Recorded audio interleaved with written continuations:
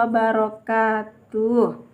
Baik anak-anak ibu yang ibu sayangi, hari ini kita akan lanjut. Materinya masih tentang persamaan kuadrat. Kemarin kita baru mengidentifikasi atau mengenal tentang persamaan kuadrat ya. Jadi dalam itu kemarin persamaan kuadrat itu ada 3 bentuknya. Sudah mudah-mudahan nggak ada masalah. Ada yang asli, ada yang bentuk kuadrat tak lengkap, kemudian ada persamaan kuadrat biasa. Nah sekarang kita akan lanjut ke sub materi berikutnya tentang akar-akar persamaan kuadrat. Apa yang dimaksud dengan akar persamaan kuadrat? Kita lihat di sini. Akar persamaan atau penyelesaian persamaan kuadrat itu merupakan nilai pengganti X yang menyebabkan pernyataan menjadi benar. Apa maksudnya? Ibu jelaskan dari contoh. Misalkan ibu punya persamaan kuadrat X kuadrat min 5X plus 6 sama dengan 0. Kira-kira nilai X berapa saja yang membuat dia bernilai benar? Artinya ruas kiri dan ruas kanan itu nilainya sama. Itu maksudnya ya. Jadi mana yang bernilai benar, maka itu merupakan penyelesaian atau akar persamaan. Tapi kalau dia salah nilainya, nanti nilai akhir, maka bukan termasuk penyelesaian.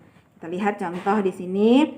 Cobalah tunjukkan dari nilai-nilai berikut yang merupakan penyelesaian atau akar-akar dari persamaan kuadrat X kuadrat min 5X plus 6 sama dengan 0. Nilai-nilai yang diminta adalah X sama dengan 3, X sama dengan 2, kemudian ada X sama dengan 1. Oke, jadi langkah kita adalah mengganti atau mensubstitusikan nilai X yang diminta ke dalam persamaan. Jadi kalau X-nya yang diminta 3, maka ganti seluruh X dalam persamaan itu dengan 3. Contoh, ini persamaannya sudah ibu tulis, maka X ini ibu akan ganti. Maka 3 kuadrat min 5 dikali X plus 6 sama dengan 0. Tinggal kita selesaikan operasi campuran mana yang harus didahulukan. Di sini ada pangkat. 3 pangkat 2, 9 min 15 ditambah 6 sama dengan 0. Kalau sudah seperti ini tinggal kita selesaikan operasi tambah dan kurangnya. 9 kurang 15 min 6. Min 6 tambah 6 menjadi 0. Nah, saat ruas kiri sama ruas kanan itu sama nilainya, maka ini merupakan penyelesaian atau merupakan akar dari persamaan. Penyelesaian. Sekarang kita lihat yang nomor bagian B. X-nya sama dengan 2, maka ibu akan ganti semua X dengan 2. 2 kuadrat min 5 kali 2 plus 6 sama dengan 0. 4 min 5 kali 2 10 ditambah 6 sama dengan 0. 4 kurang 10 min 6. Min 6 tambah 6 menjadi 0. Nah, ruas kiri sama dengan ruas kanan. Maka X sama dengan 2 itu adalah penyelesaian atau akar dari persamaan kuadrat tersebut. Kita coba yang ketiga. Ada X sama dengan 1. Ini udah ibu masukkan. Maaf, ini X-nya 1. Maka 1 kuadrat 1 min 5 kali 1 5 plus 6 sama dengan 0. 1 kurang 5 min 4, min 4 tambah 6, 2. Ternyata 2, ruas kirinya 2, ruas kanannya 0. Maka 2 tidak sama dengan 0. Maka X sama dengan 1 bukan penyelesaian atau bukan akar dari persamaan. Penyelesaian. Maka kita jawab di sini yang merupakan penyelesaian atau akar-akar dari persamaannya adalah X sama dengan 3 dan X sama dengan 2. Sedangkan yang bukan penyelesaiannya adalah 1. Oke, itu maksud dari akar penyelesaian ya. Jadi yang membuat persamaan itu menjadi benar antara nilai dari ruas kiri dan ruas kanan. Oke, mudah-mudahan bisa dipahami. Kita akan lanjut.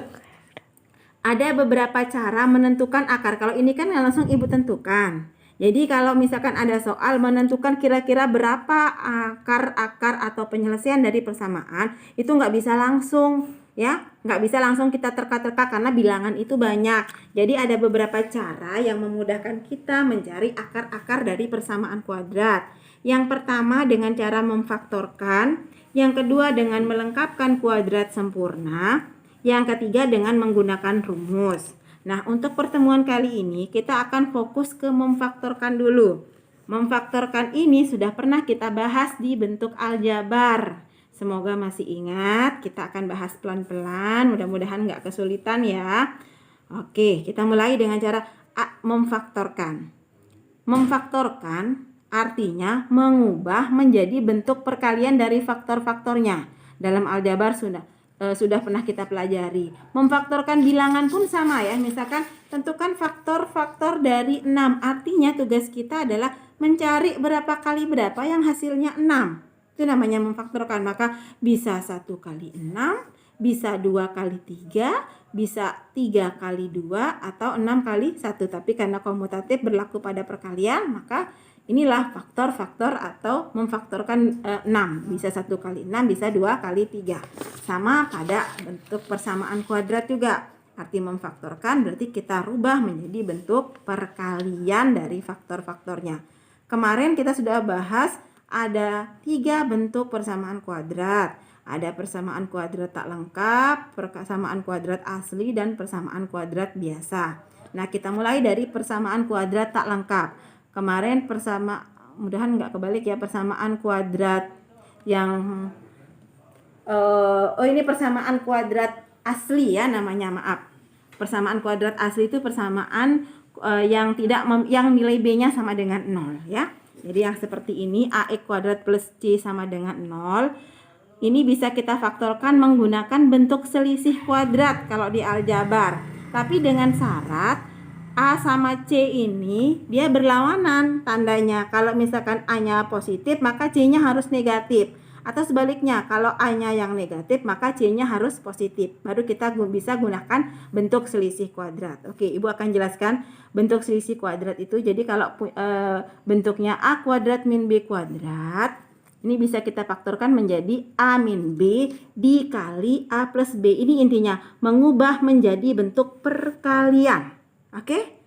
Ibu akan jelas, mudah-mudahan lebih pahamnya kalau ada di soal ya. Coba dilihat contoh nomor 1. Tentukan akar-akar persamaan X kuadrat min 25 sama dengan 0. Oke, ini adalah bentuk yang nomor 1 tadi. Dengan syarat kalau di depannya positif maka yang sininya negatif. Maka bisa kita gunakan bentuk selisih kuadrat. Oke, caranya adalah memfaktorkan selisih kuadrat. Rubah kedua-duanya menjadi bentuk kuadrat.